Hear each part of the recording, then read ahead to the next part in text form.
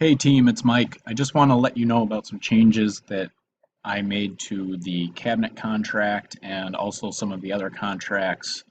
Stephanie is updating them accordingly. So just real quick, I've got a cabinet contract open, the new blank cabinet contract. One change I went ahead and made is in the acceptance terms and notices. I added this little line that says all terms and conditions attached here to are also agreed upon and understood. Just because I don't like that the notices come after the signature line at this point, but I thought this was a good way to kind of incorporate it and make sure that it's referenced as a part of this signed document. Scrolling down then, I added this little title to the notices page, terms and conditions, just to again tie it back to here, terms and conditions, just to make that kind of flow a little bit. And then getting down into this, I did add this thing called timely color selection consultation and samples. It's pretty similar to the old one, just about talking about 24-hour prior notice. But then I also added this little thing that if they don't select it, we might consider it a delay and see notice number 8. And we'll talk about that when we get down to number 8. Next, I added Notice 5 color selections approved vendors just to try to get people to pick colors from places that are easiest for us to work with. Okay, so you can read through that and just see, hey, we want them to pick colors at Sherwin-Williams, Hallman-Lindsey, Benjamin Moore, California Paints, Pratt & Lambert. And then I specifically called out that any color selected at Lowe's, Home Depot, Menards, or otherwise outside of the 5 approved vendors might be subject to an upcharge to source the color chip, undergo matching, get customer approval. So hopefully that kind of helps cover our backside a little bit when people make choices from those stores. Next, let's see, mid-job color changes stayed the same. Changes and additional work. On the cabinet job, I added a little bit here just to say some things about, more specifically about the cabinet jobs.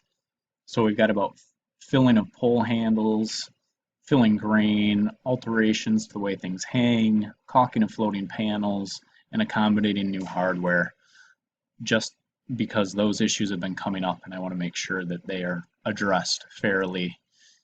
Next, this notice number 8 has been an issue lately. We've had a few jobs really kind of cause us trouble. So charges for delays, interference, or interruption caused by owner, another contractor, remodeler, etc. Basically just says, hey, our quote is based on our process and that's being efficient and streamlined, free from interruption. So any substantial delay, interruption, or interference may result in additional charges to the customer. Next, number 9, I added a completely new clause about inspection because this keeps coming up as well. So work should be inspected from normal viewing distance, eye level, and angles under normal lighting conditions. Okay, it's just hilarious we have to point this out, but no flashlights, shop lights, or other outside lighting. Standard viewing distance is 5 to 6 feet away from painted surface, viewed from perpendicular 90-degree angle of that plane or surface. And I put in some areas with limited space, color will may at its discretion determine the closer inspection standard is permissible. I put that in for like hallways, bathrooms, those general areas where you really can't get 5 to 6 feet away. Maybe you're only 1.5 to 2 feet away from most of the walls at most times. So I just wanted to give us a little bit of a reasonable stance on that. Finally, substantial completion is the same, lien notice is the same, warranty is the same. Payment terms and methods, I did a slight tweak here just to say that cash or check payment is preferred with an ACH option on remodelandpaint.com using the bill pay icon.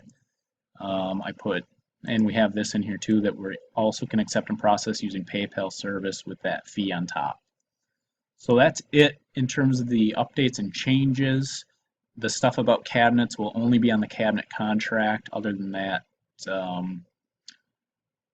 this is pretty much it and up to date. So thanks for watching. If you have any questions or comments, concerns, other changes you think we should make, definitely speak up and let me know. Thanks.